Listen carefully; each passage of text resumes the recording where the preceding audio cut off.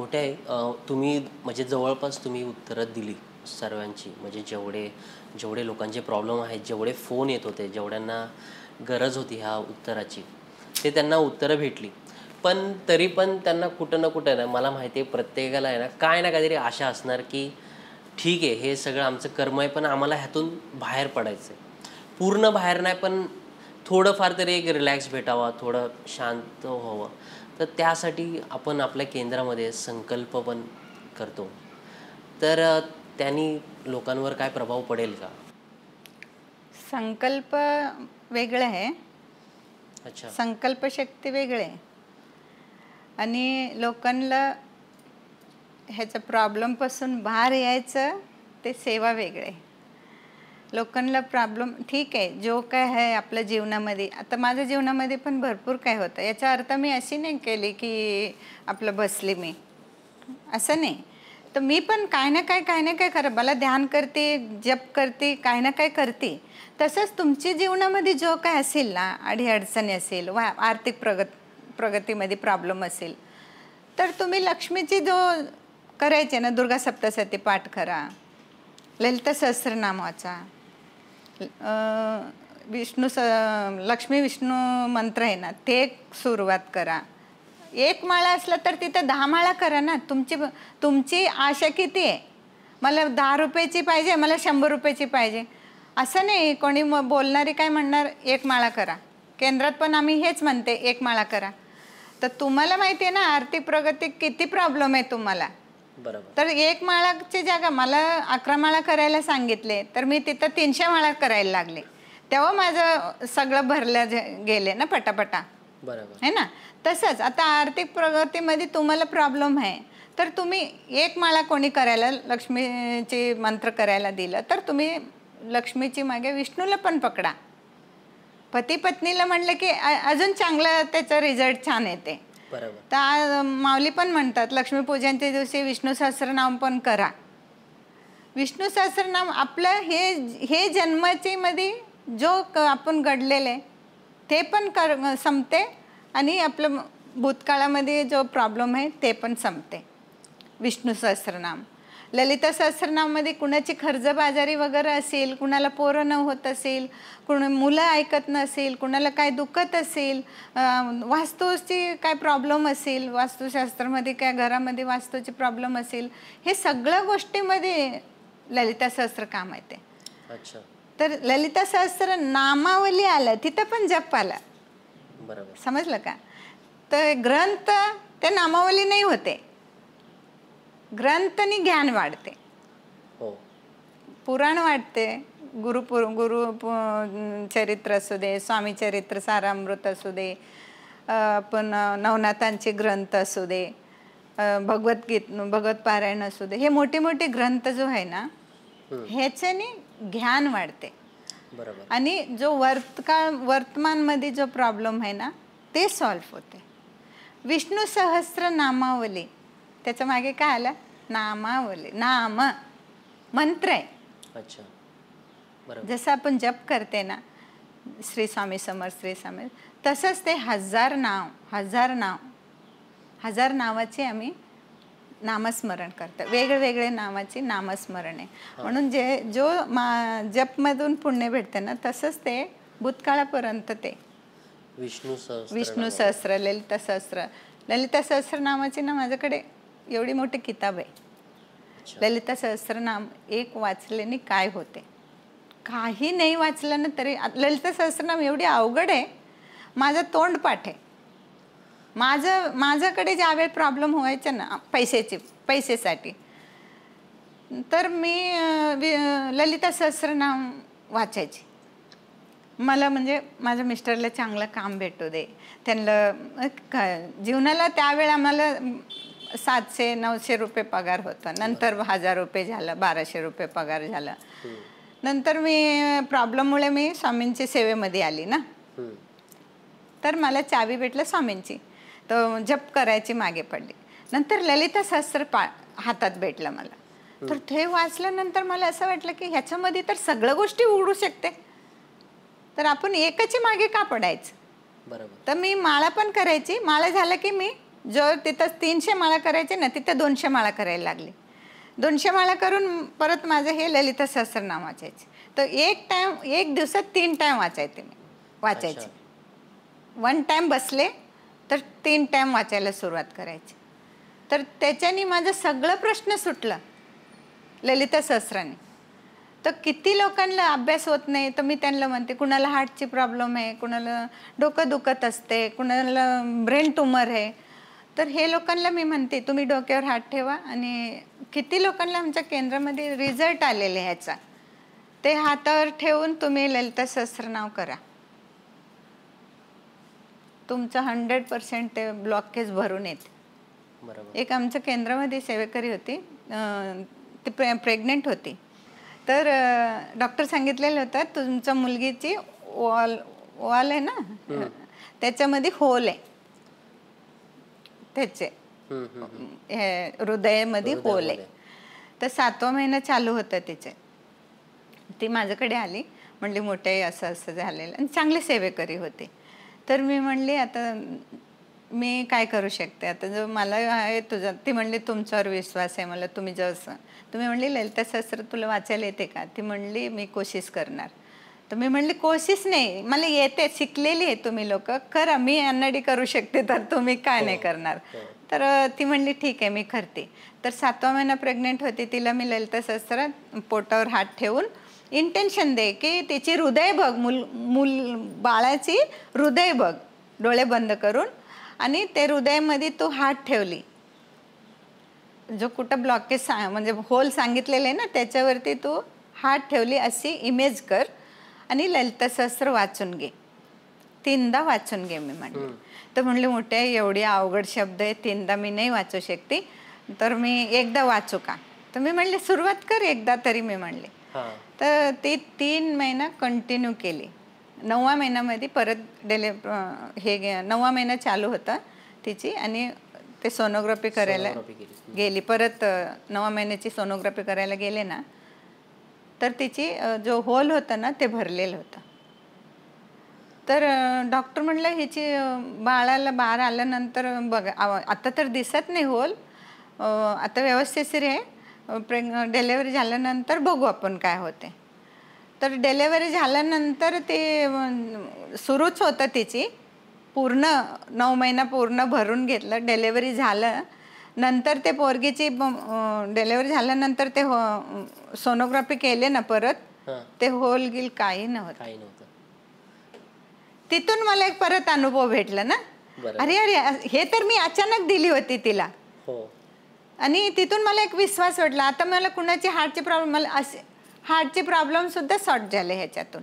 2-3 सेवेकऱ्यांना चांगला अनुभव आले. ब्लॉकेज झालेलं असलं तर ललिता सहस्त्रनामाचे पाठ. तर सगळ्या गोष्टीला, तुमची दुखण्यापासून तुमच्या आर्थिक प्रगतीपासून, फक्त तुम्ही मनाभावाने करा, कुणाची बोंधू बाबाची मागे जाऊच नका. बरोबर. जो हवं ना, मी धन्यवाद म्हणते महाराजांना. समजलं का. ललिता सहस्त्रनाम एकदम रामबाण आहे ज्यांच्याकडे. म्हणून म्हणते आर्थिक प्रगतीने असलं तर रडत बसायची पेक्षा मेहनत करा, जप करा, नामस्मरण करा. असं जो लक्ष्मीची ह्याच्यामध्ये आहे तेवढं तुम्ही वाचन पण करा. आता लक्ष्मीची प्रॉब्लेम असते आणि ते दुसराच सेवा करत बसतात. बरोबर. आता लक्ष्मीची काम लक्ष्मीकडे पैसे भेटणं, तर भैरवाची सेवा करत बसणार, कशी होणार. बरोबर. आणि जे मारण हरण जो प्रॉब्लेम असते घरात, वेडगिरी करत असतात, ते लक्ष्मीची सेवा करत बसतात. आणि प्रॉब्लेम काय असतं, प्रश्न काय असते, माझा मुलगा वेडपणा करणं बंद होऊ दे, मग चांगलं बुद्धी भेटू दे. अरे तू सरस्वतीची कर ना, जो जो देवी आहे त्याची साधना करा. बरोबर. तर हेच ना मार्गदर्शन करणारे व्यवस्थित करायला पाहिजे. बरोबर. मार्गदर्शन व्यवस्थित केले ना तर त्यांना एक रस्ता भेटत जाते. म्हणून आज मी हे पॉडकास्टसाठी तुम्हाला स्पष्ट ह्याच्यासाठी मी करायला सांगितले की लोकांचे प्रश्न आहे ना, तर ह्याच्यातून माहिती पडते आपल्याला की कोणची कशी करायला पाहिजे सेवा. बरोबर. नाही तेच एवढ्या सगळ्या लोकांना सगळ्यांना मी नाही सांगू शकते ना, नाही सांगू शकते. फोनवर आपण तर बोलू शकत नाही. तर हा म्हणजे इझी वे की Easy, लोकांना व्यवस्थित समजेल आणि लोक कुठेही पैसे खर्च न करता आणि घरात कुणाकडे बसून जाऊ नका. भले त्यांना म्हणजे हिथं पण यायची गरज नाही की आम्हाला मोठ्यांपैकी बस. यायलाच पाहिजे, ते आपल्या घरी बसूनच सेवा तुम्ही करू मी शकतात. काय केली, मी घरीच बसून केली ना. बरोबर. तर आज हे विचार करा, घरी बसून एक साधारण बाई एवढी करू शकते, तर तुम्ही शिकलेले सवरलेले तर तुमचा विश्वास ठेवणं अतिशय गरज आहे. हो. जो करायला आहे, मला देवीचे करायचे आहेत, पुरं देवीकडे करा. स्वामींचे जप करा, स्वामींचे जप. तर स्वामींना धरून सगळं करा, बरोबर. तर सगळं निर्वळ. विष्णू सहस्त्रनाम स्तोत्राने म्हणजे त्याचा प्रभाव काय पडतो? त्याचं पण आर्थिक प्रगतीमध्ये चांगलं होतं. विष्णू सहस्त्रनाम म्हणतात ना, अडीअडचणी कामं अडायचे असलं, काय कुठं प्रॉब्लेम असेल, चांगलं आता शिकलेलं आहे पोरगं, नोकरी भेटत नाही, विष्णू सहस्त्रनाम करा. काही नाही, तो महाराजांचे 1 माळा करा, 11 माळा करा, तुझ्या कॅपॅसिटी अनुसार मनापासून. नंतर कंपल्सरी विष्णू सहस्त्रनाम करा. जसं पाहिजे तसं तुम्हाला नोकरी भेटते. बरोबर. तर हे वेगळे वेगळे कामासाठी वेगळे वेगळे. पण आता आपण जसं बोलतो की ह्या गोष्टी तुम्ही करा, व्यवस्थित होईल. पण मग बऱ्याचशा लोकांचं असं काय होतं, म्हणजे जे त्यांचं असं मत होऊन जातं की ठीक आहे, मग आम्ही हेच करतो, मग ते प्रयत्न करणार नाहीत, फक्त हे म्हणजे काहीतरी येईल, मग स्वतः माझ्यापाशी येईल आणि म्हणजे स्वतःहून धावून पैसे माझ्याकडे येतील, मी फक्त धार्मिकतेकडे वळतो, म्हणजे पैसे स्वतःहून माझ्याकडे येतील. म्हणजे असं होऊन जातं, बऱ्याचशा लोकांचं असं होऊन जातं. हो, खूप सारे लोक समजदार आहेत की म्हणजे हे करत आपल्याला मेहनत पण करायची, आपल्याला मेहनतीमध्ये फळ भेटेल. धार्मिकतेमुळे आपण हे मंत्र म्हणा, स्तोत्र म्हणा, ह्याचं वाचन केल्याने आपल्याला आपल्या मेहनतीमध्ये फळ भेटेल. पण हे बऱ्याच कमी लोकांना कळतं. बऱ्याच लोकांना असं वाटतं की आम्हाला घरी येऊनच भेटेल सगळं डायरेक्ट असं. हे मेंटॅलिटी असते ना, तसं जसं तुमचे विचार तसं तुम्हाला फळ भेटत असते. आणि तसं विचार केला तर ना फळ भेटते ना, तुमचं काम होतं. तो इकडे पण नाही इकडे पण नाही, मध्येच अडकलेला असतो. बरोबर आहे की नाही? तर याच्यासाठी आपण मेहनत करणं आणि अध्यात्म करणं, हे दोन्ही करणं गरजेचे. आणि एक शेवटचं तुम्हाला विचारतो की म्हणजे आता एवढे जवळपास तुमचा व्हिडिओ 15 लाख लोकांनी बघितला जवळपास. धन्यवाद. तर त्यापैकी 80% महिला आहेत आणि जवळपास जेवढे कॉल आले, जेवढे व्हॉट्सअप मेसेज आले, तुम्हाला देखील आले, तर त्यापैकी पण 90% महिलाच होते. महिलांनाच प्रॉब्लेम आहे. म्हणजे त्यांच्याच मागे एवढे प्रॉब्लेम का? तिची मध्ये कॅपॅसिटी आहे ना, म्हणजे स्त्रीच्या हातात एवढी शक्ती आहे ना, ते पुरुषांमध्ये नाही आहे. बरोबर. पुरुषांमध्ये बल आहे, बल आहे, बुद्धी आहे. तर पुरुषचे काम काय, बाहेर जाऊन दुनियादारी बघणं, पैसे कमवणं, हे सगळं. तर आजकाल काय झालंय, स्त्री उलटा झालेली. बरोबर. तर त्याच्याने काय झालं, स्त्री शक्तीला ओळखतच नाही ना, म्हणून प्रॉब्लेम निर्माण होते. मीच देणारी आहे, मीच घेणारी आहे, माझं तर सगळं आहे, तर मी का बरं बाहेर भटकू. हे ज्यावेळी तुम्ही विचार केले ना, तर तुमच्यामध्येच ते शक्ती निर्माण होणार. बरोबर. तर आपण काय करते, बायका थोडंफार काहीतरी झालं ना हरून बसते, हे माझ्याशी होत नाही, माझ्याशी. प्रॉब्लेम पण सगळं स्त्रीलाच असते. जन्मापासून बाळाला जन्माला घालून तो मोठं झालं तरी पण स्त्रीलाच करायचं, नवऱ्याची करायचं असतं, पोरांची करायचं असतं, सगळं घरची करायचं असतं. आणणं किती शक्ती तिची वाया जाते. बरोबर. तिच्यामध्ये शक्ती नाही आहे अशी नाही आहे, तिच्याकडे भरपूर शक्ती आहे, ती ओळखत नाही स्वतःला. माझ्याकडे एवढी शक्ती आहे, ते ओळख नसल्यामुळे तिला त्रास होते ते शक्तीची. एकदा ओळख झालं की यार मीच सगळं सृष्टीला पाळणारी आहे, माझ्यामध्येच एवढी शक्ती आहे, तर तिला त्रास होत नाही.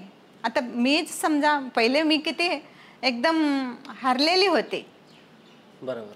ज्यावेळी कळालं हे मला, माझ्यामध्येच आहे हे सगळ्या गोष्टी, तर मला काही गोष्टी वाटतच नाही. दुनिया लुटून गेले तरी असं वाटतं की मी जगतेच, माझं नाहीच आहे, तर मला काय फरक पडते. बरोबर. ही भावना निर्माण होते. म्हणून शक्तीला ओळखणं गरजेचे. गरजेचं आहे. लोक आता संकल्प करतात, त्याला काय मतलबच नाही. संकल्प करतात, आत्ता घेतात, आत्ता मोठे आम्ही संकल्प घेतले आम्ही, अहो नंतर म्हणणार मोठे झालंच नाही हो.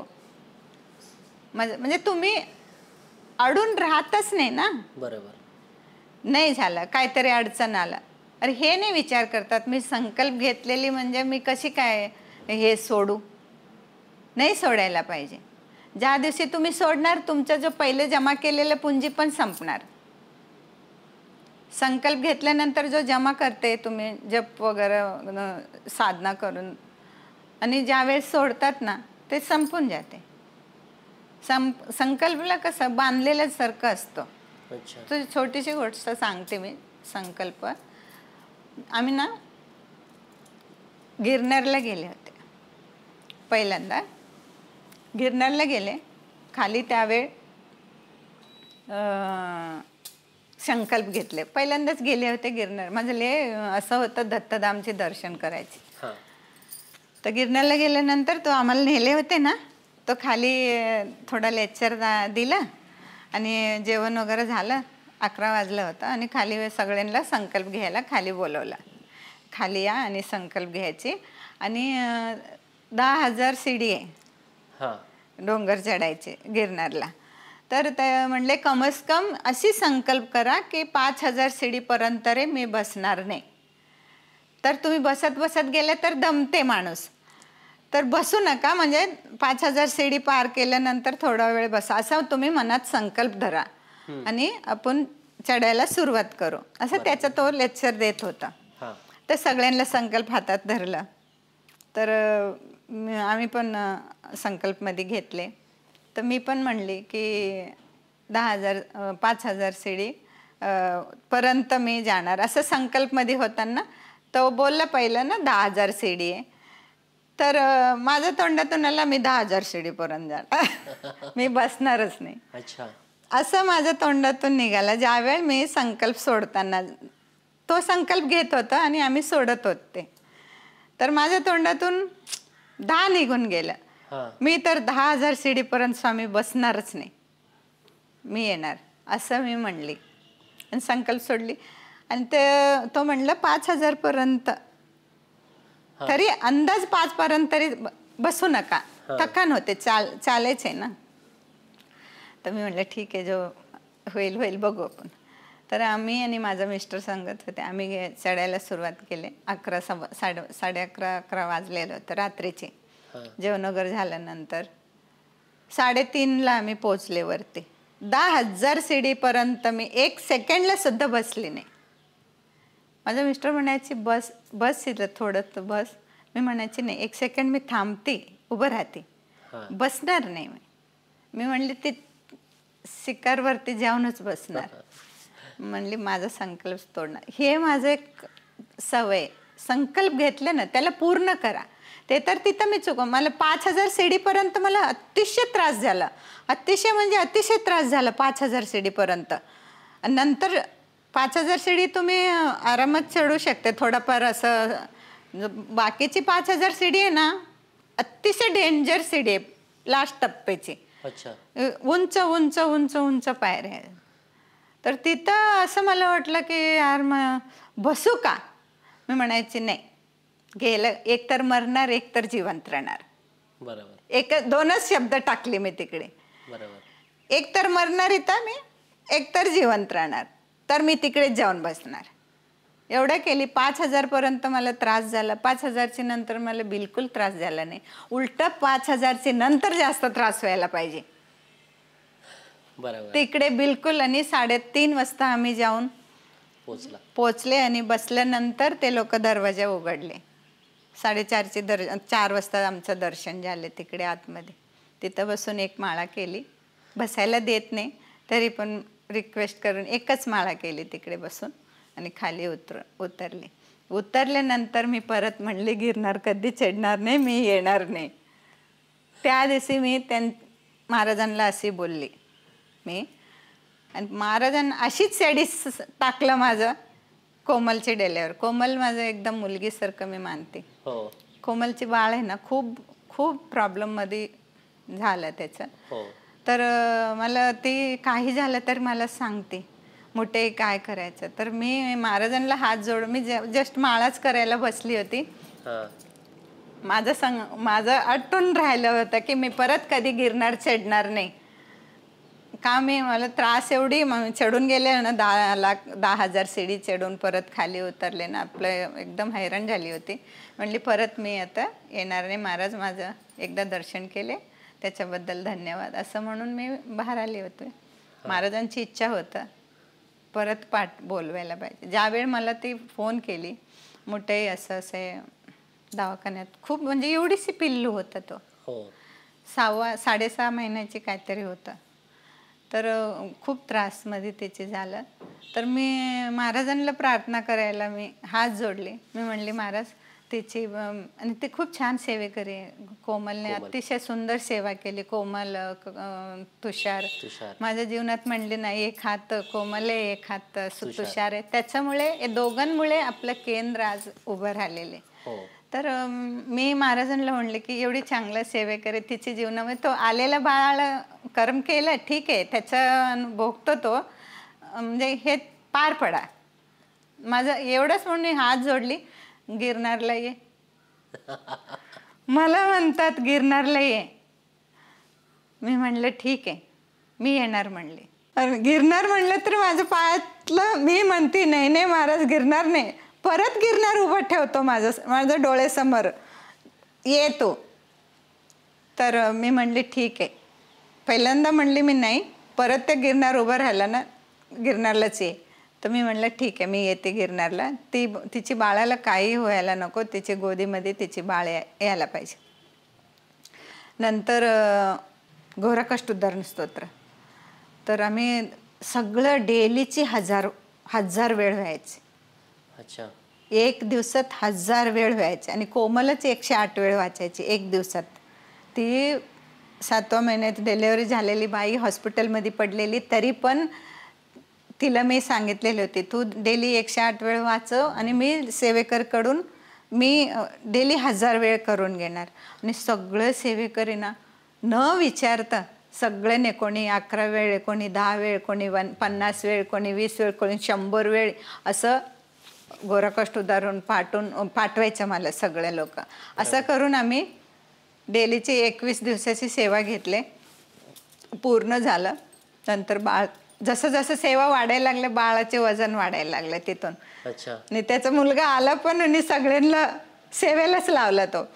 आणि त्याच्यानंतर महाराजांचे मी म्हणले मी येते आता. 1 वर्षाची मुलगा झाला व्यवस्थित. तर मी परत गेली, गिरनारला गेली.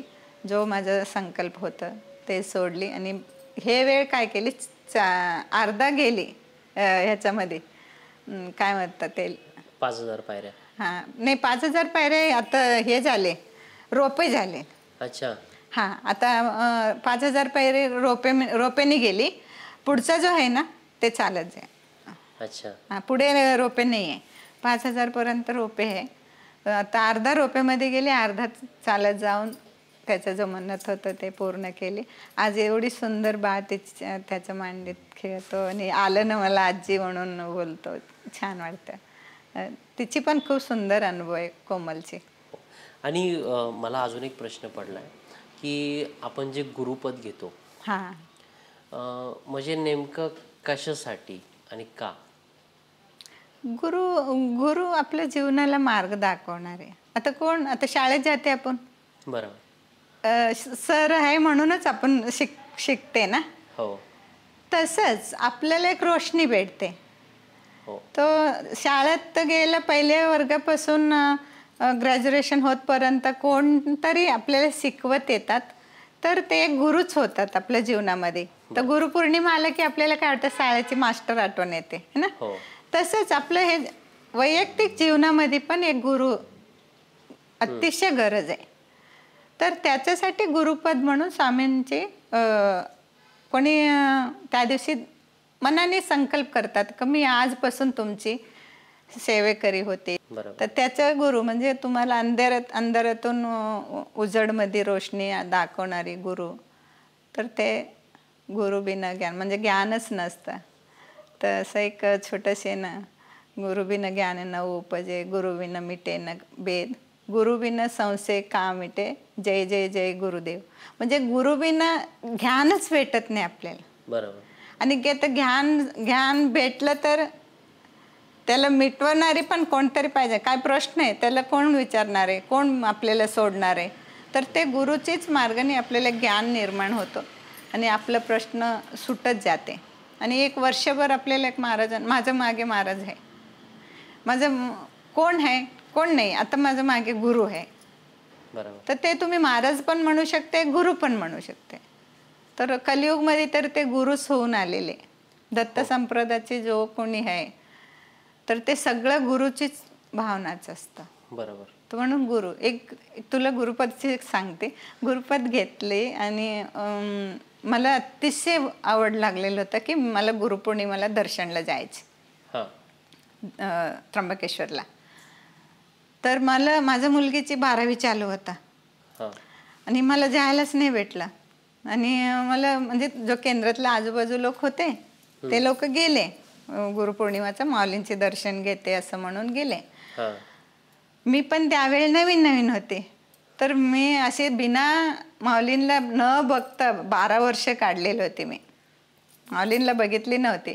फक्त केंद्रात वगैरे सांगायचं कोणतरी, ते पुस्तक आणायचे, त्याच्यानुसार माझं चाललेलं होतं. बरोबर. तर ज्यावेळी मला असं वाटलं की मी गुरु म्हणजे माऊलींना दर्शन करू, मी पण गुरुचे दर्शन करू, असं माझं एक इच्छा निर्माण झाला.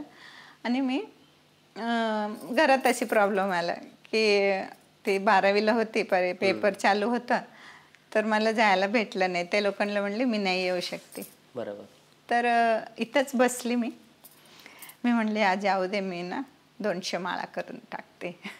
आज गुरुपौर्णिमा आहे, म्हणले 200 माळा करते मी, अशी मनात म्हणली. माळा घेऊन बसली. तर सगळं हे कॉलेजला वगैरे ती पेपर द्यायला गेली आणि मुलगा पण आपलं कामच होता. मी बसले आणि घरात ना हे लोक गेल्यानंतर मी एकटीच बसलेलं असते. तर माझं सगळं माळा झालं, 200 माळा झाला. 6 तास बसले, 5-6 तास माझं एक जागावर बसून झालं. तो जप झालं आणि अतिशय रडू आला मला, भरून आली मी. आणि डोळ्या पोसून घेसून ना उठली आणि वाकून मुजरा करायला गेली. एक मुजरा गेला, दुसऱ्या मुजरामध्ये असं वागते ना पुन्हा असं म्हणून असं करायला एक आलं आणि दुसऱ्याने वाकलेलीच होती. इथं माझ्या बाजूस 2 पाय दिसले इथं. आणि ते 2 पाय असे पाय दोन्ही जोडून पाय उभं राहते ना, उभं राहिलेले होते माझं बाजू. आणि त्याच्यावरती पायावरती धोत्राची निरी पडलेलं होतं. धोत्र नेसते ना, त्याच्यावरती निरे, त्याच्या एकदम बारीक ग्रे कलरची त्याचं बॉर्डर होतं धोत्राची. ते पायावरती दिसलं. मी एकदम घाबरलेलं. माझं बाजू येऊन कोण उभं राहिलं एकदम. आणि मी ते तिसरा मुजरा सोडली, मी मुजरा घालायची आणि पटकन मी अशी बघितली कोण उभं राहिलं. कोणी नव्हतं. मला आलं काहीतरी माझ्याकडे हे झालं. आणि त्यावेळी मी नवीन होती. एवढं का नुसतं वेड होतं, सगळ्या गोष्टीची वेड, म्हणजे करायचे, माऊलींना बघायचे, हे करायचे, माळा करायचे हे. आणि नंतर मला ना थंडी ताप भरलं. 8-10 दिवस मी जप करायला तर बसले ना, मला ते पाय दिसायचं की काहीतरी मला वाईट शक्तीच माझ्या जवळ येऊन बसले असेल असं मला वाटायचं. मी 8-10 दिवस ना जपगिप काही नाही केली. मी म्हणली नाहीच करायचं. मी डोळे बंद केले की ते पादुका दिसायचं मला. म्हणजे ते मला साक्षात्कार झालं ना ते गुरुची. तर मला नंतर मी विसरले. तो जाऊन मी ज्यांना मला कंटॅक्ट आहे मी त्याहून काकांना सांगितले. माझं काय प्रॉब्लेम व्हायचा ना, मी कालव्याला जायचे, ते काकाला सांगायचे अशी माझा प्रश्न आहे. आणि मला तर सगळं मला सांग म्हणतं अगं किती नशीब आहे तू. महाराज आले, स्वतः आले होते महाराज, तुला दर्शन देऊन गेले. तर मी म्हणली काका असं झालं तर माझं, मी घाबरून ना मला थंडी ताप भरलेलं म्हणून मी ना 8-10 दिवस झाला मी जप सोडून दिली. मी म्हणले अगं नाही सोडायचं, असं परत तू कर, असं काय नसतं. महाराजांना म्हण माझ्या मनातले भय काढून टाक आणि मला परत तुमच्या सेवेमध्ये घ्या असं म्हण. तर मी म्हणलं ठीक आहे. मी परत तशी प्रार्थना केली आणि परत माझं सुरुवात झालं. आणि 5-6 महिन्यांनी ना मी दिंडोरीला गेली. दिंडोरीला गेली तर मी दर्शन वगैरे करायला एंट्री मारले आणि एक पहिलं त्यांचं माऊलींची वडिलांची सगळं जो माहिती आहे ना ते एक तिकडे ठेवलेले एक त्यांची सगळं कुठं गेले होते काय होते कोणाचे ते सगळं त्यांची माहिती आहे. तर पहिलं ते एंट्री मारतानाच त्यांच्याकडे जाऊन दर्शन घेतात. तर ते नवीन नवीन केलेले होते ते लोक आणि मी पण गेली आणि दर्शन केली आणि सगळं त्यांचं कुठं कुठं गेलेलं सगळं फोटो लावलेले तिकडे. तर मी असं बघत बघत बघत बघत मी असं जो मला दर्शनला झाले ना तेच पादुका तिकडे होतं ते फोटोमध्ये होते आणि ते धोतर होतं. आणि ते बघितल्यानंतर मला एकदम भरून आला की मला ह्यांचं दर्शन झाले म्हणजे गुरुमाऊलींची वडिलांचे दर्शन झाले माझं. समजलं का? तर मला अजूनही मी आजपर्यंत आज मी पोटकार्डमध्ये पहिल्यांदा सांगते मी आजपर्यंत गुरुमाऊलींची कनेक्टमध्ये नाही आहे मी आणि त्यांची वडिलांची कनेक्टमध्ये मी कधी बघितलीच नाही. आणि मला त्या गुरुमाऊलींना तरी मी जाते दर्शन करते नमस्कार करते ना मला त्यांच्यामध्ये त्यांचे वडील दिसतात. काय माहिती नाही हे गोष्ट असं एकदा नाही दोनदा घडलं. एकदा भगवत पारायण चालू होतं त्र्यंबकेश्वरला. तर माझं पण इच्छा होतं भगवत पारायण करायला पाहिजे. तो 12 दिवसाची होतं ते 10 दिवसाची का 12 दिवसाची होतं. तर आम्ही गेले होते भगवत पारायण करायला. एकतर मी शिकलेलं नाही काही नाही तरी पण एवढं मोठं रिस्क करून गेली मला पण भगवत पारायण करायची. तर गेल्यानंतर एक सगळं व्यवस्थित सिरी झालं आणि एक पहिला दिवस गेलं वाचन वगैरे झालं. संध्याकाळी घरी आले रूममध्ये आले मला काही समजलं नाही काही म्हणजे काही समजलं नाही. आज काय वाचलेले होते काय केलेले होते. तरी मी म्हणले ठीक आहे जाऊ दे. परत दुसऱ्या दिवशी गेले दर्शन वगैरे करून दुसऱ्या दिवशी पण समजलं नाही. मी म्हणले वाचते मग काय वाचली मी ते समजायला पाहिजे ना मला. बिलकुल मला समजलं नाही. तर मी म्हणजे टायमिंग संपलं त्यांचं चहा वगैरे प्यायला बाहेर आले. मी ब्लॅक टी पित होती म्हणून मला काही भेटलंच नाही. मी चहा पिली नाही तिकडे. माझ्या मनामध्ये हे लागलं ना की मी 2 दिवस वाचते मला ह्याच्यातून काही समजत नाही तर मी येऊन उपयोग काय इकडे हे माझ्या डोक्यात बरोबर बसलं. आणि रूममध्ये गेले आम्ही. दुसऱ्या दिवशी परत 4 वाजता उठायचं आंघोळ वगैरे करून आपल्याला 5:30ला हॉलमध्ये यायला लागते. तर आम्ही आले परत हॉलमध्ये यायच्या आधी स्वामींचे दर्शन घ्यायला जातात त्र्यंबकेश्वरला वरती. तर दर्शन करायला परत सकाळी गेली तर मी स्वामींना म्हणले स्वामी मला काही समजलं नाही 2 दिवस झाला मी कशासाठी आली मला ते पण कळालं नाही आणि मी येऊन उपयोग काय आहे असं म्हणून मी महाराजांना सांगितले आणि प्रार्थना केली आणि बाहेर आली. बाहेर म्हणजे तिथंच हॉलमध्येच थोडंसं पुढे आहे. तर बाहेर निघताना गुरुमाऊलींची वडिलांची मूर्ती स्टॅच्यू आहे तिकडे मूर्ती आहे त्यांची आणि त्यांच्या बाजू पिटले महाराजांची त्यांच्या मूर्ती. तर मी तिकडे पण गेली पाया पडायला आणि ते गुरुमाऊलींचे वडील दिसले ना मला असं वाटतं की माझंच कोणतरी आहे असं मला आतून फील होते आणि खुशी पण येते मला त्यांचा फोटो बघून का त्यांच्या मूर्ती बघून एक मी कनेक्ट होते तिथं. तर मी त्यांना म्हणले गुरुमाऊली मला तर वाचायला नाही आलं आणि वाचू पण शकली नाही आणि 2 दिवस झालं माझं असंच झालं. समजा आज नाही मला समजलं मी उद्या निघून जाणार. त्यांना सांगितले मी उद्या निघून जाणार आहे मी एवढंच म्हणले त्यांना. आणि त्यांच्या पायाखाली ना एक मोगरा नाही झेंडूचे फूल होता. रात्री ठेवले असेल ना ठेवतात ना देवाची खाली. तर त्यांच्या पायाजवळ एक झेंडूचे फूल होतं ते मी हळूनी घेतली तिथून आणि माझ्या डोळ्यातलं अश्रू चालू होतं. त्यांना सांगितले मी म्हणली आज मी लास्ट सांगते आज नाही समजलं ना मी संध्याकाळी मी जाणार आहे मला ना मतलबच नाही असं मी म्हणली. आणि डोळ्यात मला रडत रडत मी खाली आली आणि आपलं आसनला बसले कुठं पोती ठेवते ना आपण तिथं बसले आणि ते फूल मी पुस्तकवरती ठेवली. हां. पुस्तकवरती ठेवली. नंतर प्रार्थना वगैरे स्तवन गिवन सगळं चालू झालं आणि अध्याय कुठून 2 दिवस सुटलेले होते ना, हो. 3ऱ्या दिवसाची आलं अध्याय. आणि ते पुस्तक मी ते बुकवरती फूल ठेवलेली होती ना, ते गुरुमाऊलींची ह्याचं मोरेदादांची पायाखालची घेऊन आलेली होती. ते फूल माझ्या हातात धरली मी आणि मला आता पडायला नको म्हणून मी फूल हातात धरली आणि पोती 3ऱ्या दिवसाची मी पोती काढली. आणि जसं ते दुसरं एक वाचणारी असते, आपण बोट फिरवायची असते. बोट फिरू दे, अक्षर तरी तुला कळायला पाहिजे ना, समजायला पाहिजे ना की मी काय वाचले. बरोबर.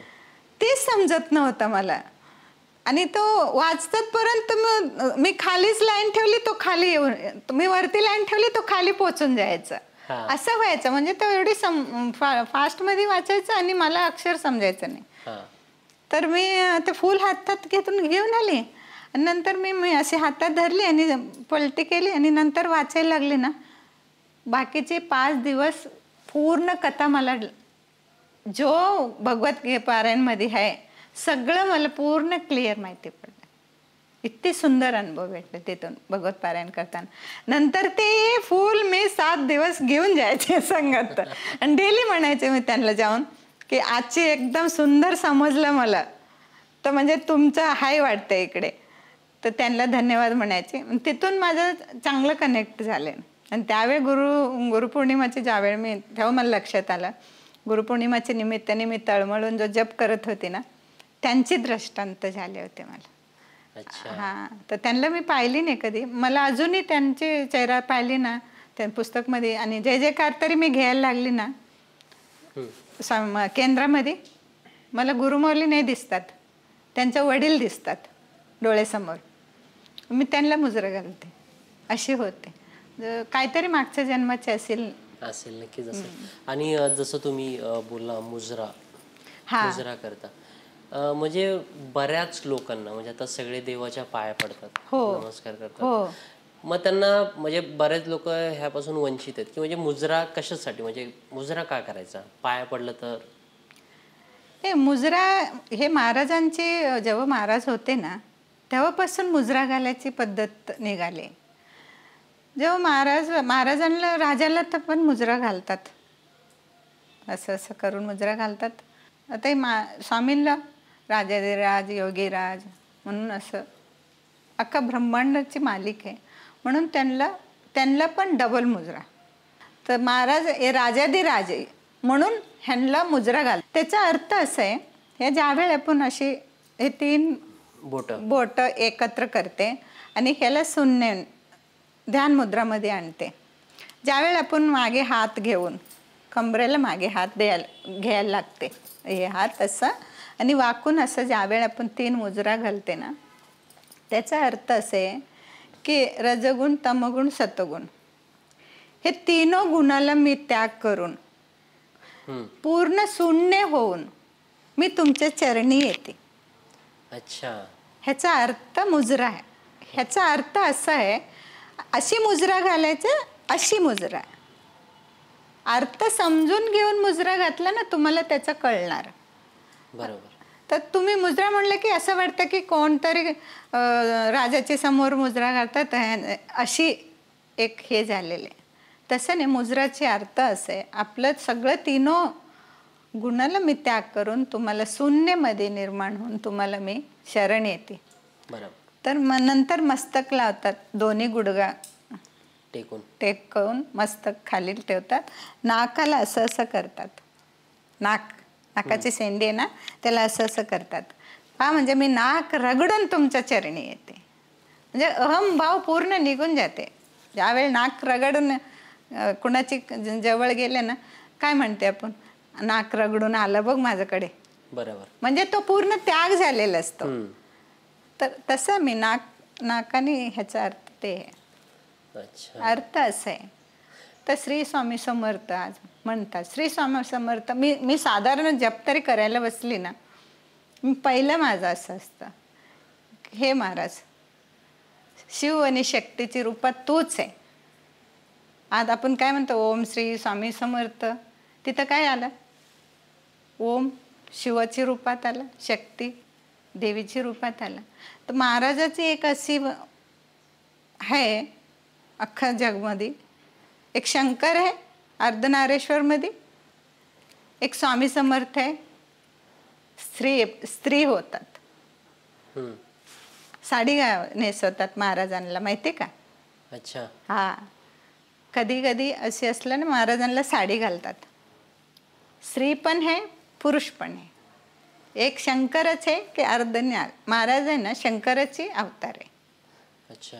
हा, म्हणून त्यांना शिव आणि शक्तीची रूपात तुम्ही आहे. म्हणजे ओम श्री स्वामी समर्थ, ते तिथं दोन्ही शक्ती निर्माण होते. बरोबर. स्वामी समर्थ, स्वामी मध्ये माझं अहम भावनाला मी स्वाकार करते, मी पूर्ण रूपे तुम्हाला शरण येते, आता माझं माळा तुम्ही करून घ्या.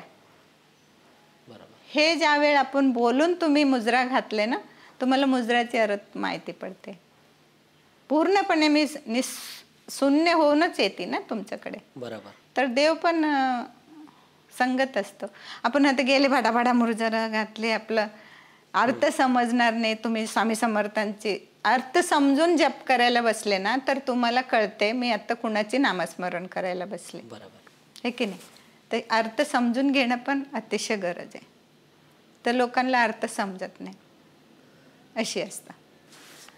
नक्कीच समजतील आता लोक, आणि कळेल म्हणजे त्यांना त्यांच्या प्रश्नांची उत्तर. हे काय सगळं केंद्रात ना, हे सगळं लोक सांगायला पाहिजे. जास्त तर केंद्रात लोक माळा करा, मोठी मोठी पुस्तक देतात, हे वाचा.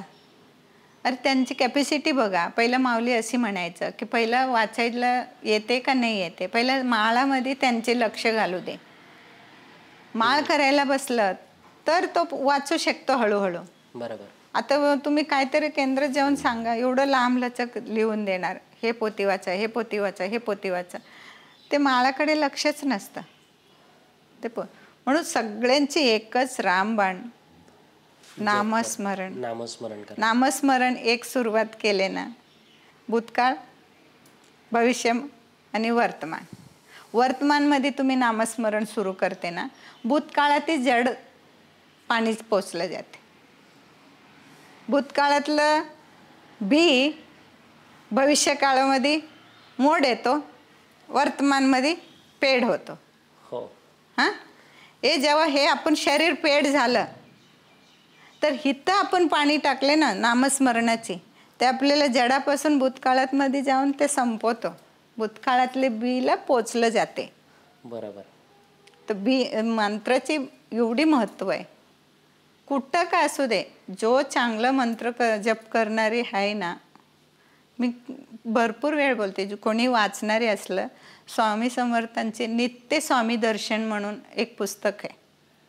ते पुस्तकमध्ये ना एकच दिलेले की स्वामी जो सेवेकरी नामस्मरण मनाभावाने करणार आहे ना, तो ज्यावेळ ते गिरणार होतो, कर्दळी वनातून प्रकट होऊन निघाले स्वामी ना, अख्खा भारत ब्रह्मांड करायला निघाले. तर जो सेवेकरी नामस्मरणमध्ये होते ना, त्यांनाच भेटले ते. आणि जो पुस्तक लिहिले ना, त्याला धन्यवाद म्हणायला पाहिजे.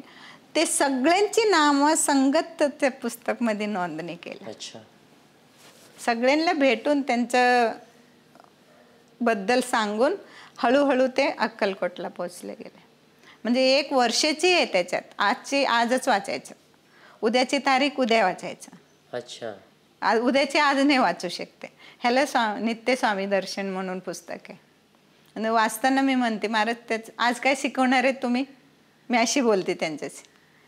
तेव्हा तुम्हाला शिकायला माहिती पडते त्याच्यात आज काय शिकली मी वाचून. अच्छा, असं होतं, म्हणजे हे सबक होतं. म्हणून मी काय गोष्टी केंद्रामध्ये ना, मी कहाणीची सुरुवात, कहाणीनी ते शब्द सांगत असते. बरोबर. की माणसांना कहाणीसारखं ते जीवनामध्ये उतरवले की पटकन लक्ष देतं. म्हणून त्याच्यातलंच मी कहाणी सांगत असते महाराजांची. तर असं जास्त सगळ्यांची एकच चावी, पहिलं पण बोलते, आत्ता पण बोलते, नामस्मरण करा.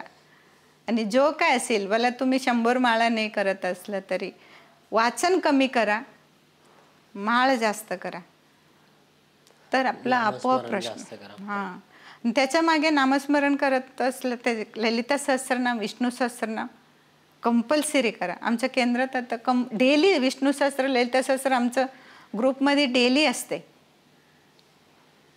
म्हणजे तुम्हाला कंपल्सरी त्याचं फळ ह्याचं पण भेटत राहणार, ते पण भेटत राहणार. बरोबर.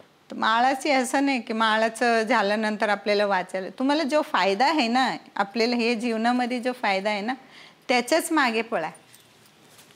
आपण काय करतं, नको असेल ते वाचत बसते, नको असेल ते. एक एक लोक मला फोन करतात ना, इतकी बोलतात ना, मी शांतच बसते. हे वाचली ताई मी, हे वाचली ताई मी, हे केलं मी, हे केलं, मला हे झालं, मला ते झालं, एवढं सगळं झालं, स्वामी आलं, दर्शन दिलं, भेटले, मला सगळं सांगणार. परत म्हणणार माझे हे प्रश्न आहे मोठे, काय करू. अरे तुम्ही एवढं वर्ष 20-20, 25-25 वर्षे तुम्ही सेवे केलेली लोक आहे, तर तुम्हाला अजूनही स्वामींवरती भरोसा नाही आहे, विश्वास नाही. 25 वर्ष तुम्ही भरोसा करू शकत नाही, आता मी बोलले तर तुम्ही विश्वास ठेवणार नाही, ठेवू शकते. म्हणून कुठं आहे ना तिथंच आहे तो. बरोबर. माझं असं बोलणं असतं. म्हणून काही असू दे, तुम्ही विश्वास पहिली गोष्ट, नंतर तुमचं माळ. जास्त वाचू नका, थोडं वाचा आणि माळ जास्त करा. जेवढं भेटेल सगळं. तुम्ही बसू दे, उठू दे, जाऊ दे, कंपल्सरी माझं चालूच असतं. तुझ्याशी बसलं, ज्यावेळी तू प्रश्न विचारत असतो, माझा श्वास थांबलं ना, मी माळ चालू करते, इकडे दाबत असते. म्हणजे श्वासामध्ये तुम्ही महाराजांना ज्यावेळी, तुला एक मी सांगते, आत्ता व्हायला लागले मला, माहिती नाही. ध्यान सुरू झालं बघा, जपपासून ध्यानमध्ये आली, ध्यानपासून आज मी ध्यानमध्ये जाते ना, नामस्मरण करता करता ध्यानमध्ये जाते मी. नामस्मरण करता करता हे काय, हे मला अजून कळालं नाही, मला कळालं नाही अजून. म्हणजे आत्ता व्हायला लागले मला असं की नामस्मरण करत असलं ना की पूर्ण शरीर असं वाटतं की हे शरीर हे आत्मा आहे, हे शरीर आहे. तर माझं नामस्मरण इथून चालू आहे, नामस्मरण इथून चालू आहे आणि शरीर असं सुटत जाते माझं. मला फील होते ते गोष्टी. हां, म्हणजे शरीर नाही आहे ॲक्च्युली, आतून परमेश्वर इथंच आहे. ते आवाज जुडला जाते. मला असं कळतं. आता ज्यांना माझ्यापेक्षा ज्ञानी असेल त्यांना कळत असेल की हिला काय होत असेल, माहिती नाही. मला आत्ता असं कळायला लागलं, आत्मा आणि हे शरीर वेगळं आहे असं मला वाटते. पहिलं नाही वाटत होतं. पहिलं वाटत होतं की मी आत्ता मला हे महिना 2-1.5 महिना झालं असेल, हे मला आत्ता व्हायला लागले की नाही. मी ध्यानमध्ये नामस्मरणला बसली मी, हां, आंघोळ करून का मग 7-8 माळा वडायला गेली ना, नंतर नामस्मरण मग श्वासांवरती असते माझं. अशी नाही स्वामी समर्थ स्वामी समर्थ स्वामी समर्थ नाही. श्वास वर आले ना, श्री स्वामी समर्थ, श्वास खाली आले, श्री स्वामी समर्थ. अच्छा. तू श्वास किती मोजतो त्याच्यावर माझं नामस्मरण असतं. अच्छा. तुम्हाला 11 माळ स्वामींची करता करता माझं 1.5 तास जाते. तर ध्यान करते करते ते सवय लागले ना श्वास मोजायची, श्वासांवरती ध्यान लावायची. तर आता माळ करताना पण मी श्वासांवरती ध्यान जाते. त्याच्याने मला हे आता व्हायला लागले की श्वास वेगळं आहे, श्वास घेणारी व्यक्ती वेगळं आहे, आतून जो बोलते ना ते व्यक्ती वेगळे. तर म्हणून मला असं फील होते, शरीर असं वेगळं आहे आणि हे श्वास वेगळे आहे अशी मला फील होते आतून. तुम्ही म्हणले बहुतेक काहीतरी असेल त्याच्या मागे आणि असेल काहीतरी होत असेल अशी असता. म्हणून मनापासून नामस्मरण करा, माझं असं मत आहे. आता जेवढी लोक बघून नामस्मरण सुरुवात केले, अजून आत्ता हे जो पोस्टकार्ड बघून अजून करायला सुरुवात करा. खरंच हां, नक्कीच करणं गरजेचे आहे. नामस्मरणच आपल्याला फायदा करू शकतो. बाकी पोथीपुराण तेवढं तात्पुरतेसाठी वर्तमानाचे जीवन आहे जगायचे. वर्तमानचे पण जगणं आणि भूतकाळातलं पण जगणं दोन्ही पाहिजे. तर नामस्मरण पोथीपुराण दोन्ही ठेवा, तर आपलं जीवन वर्तमानमध्ये पण राहणार आणि माळ जास्त वाढलं तर आपण बरोबर मागचं पेंडिंग धुतल्याशिवाय ही इकडे साफ होणार नाही. बरोबर है ना. ते धुणं गरजेचे. धुवायलासाठी नामस्मरण हे तिन्ही युगाला काम येणार. ते भूत भविष्य वर्तमान. बरोबर तर हे नाम पोथीने काय होणार, एकच होणार. एकच होणार. नाही नक्कीच. आता मला तरी वाटतंय म्हणजे लास्ट जो पॉडकास्ट झाला त्यानंतर बऱ्याच लोकांनी केलं, पण ज्यांनी नाही चालू केलं नामस्मरण चालू ते हा पॉडकास्ट बघून नक्कीच चालू करतील. आणि सगळ्यांची प्रश्नाची उत्तर जो मला विचारलेले होते, सारखं मला सांगत होते, सगळ्यांचे एक एक प्रश्न घेऊन परत मी दुसरा पॉडकास्ट करून बसले, तुम्हाला सांगितले. तर ह्याचं पुढे परत कन्फ्यूज होऊ नका, कुणाची मागे पडू नका. तो गुरु हे गुरु कोणी गुरु नाही, महाराज हे बसलेले, त्यांच्या शरणी जावा आणि सगळं काम आपलं होते. विश्वासाने आपलं सेवा करा आणि कुणाची मागे, माझं मागे पण बिलकुल पडू नका. मी कोणी नाही आहे, मी एक मध्यम आहे.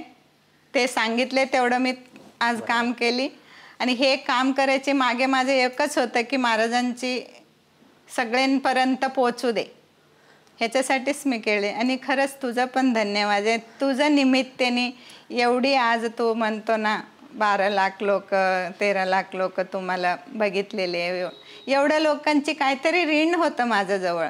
बरोबर. त्याच्यातून मला एक शब्द तरी त्यांच्या कानात पडले असतील. हो. तर ते ऋण माझं सुटायलासाठी महाराजांची हे क्रिया सुरू झाले होते. आणि ह्याच्यानंतर सर्वांनी सेवा करा आणि नामस्मरणमध्ये आपलं लक्ष ठेवा. श्री स्वामी समर्थ. श्री स्वामी समर्थ. धन्यवाद. श्री स्वामी समर्थ. तर हा एपिसोड खास तुमच्यासाठी होता की ज्यांना खूप सारे प्रश्न होते, तर बऱ्यापैकी म्हणजे सर्वांच्या प्रश्नांची उत्तरं आपण ह्या पॉडकास्टमध्ये मोठ्यांकडून घेतलेली आहेत. तर कुणीही कन्फ्यूज होऊ नका आणि इकडे तिकडे पडू नका. मला खूप सारे फोन आले होते, बऱ्याच लोकांनी खूप सारे पैसे खर्च केले, ह्याच्याकडे जा त्याकडे जा. कुठे जाऊ नका, घरीच बसा. तुम्हाला नामस्मरण करा निस्वार्थपणे, तुम्हाला तुमच्या प्रश्नांची उत्तरं घरीच भेटतील. कुठेही जाऊ नका आणि कुठेही पैसे खर्च करू नका. स्वामी तुमच्याकडून एकही रुपया घेत नाहीत, हे फक्त तुम्ही लक्षात ठेवा आणि नामस्मरण चालू करा. आणि हा व्हिडिओ तुम्हाला आवडला असेलच नक्कीच, तर चॅनलला सबस्क्राईब आणि व्हिडिओला जास्तीत जास्त शेअर करा. श्री स्वामी समर्थ.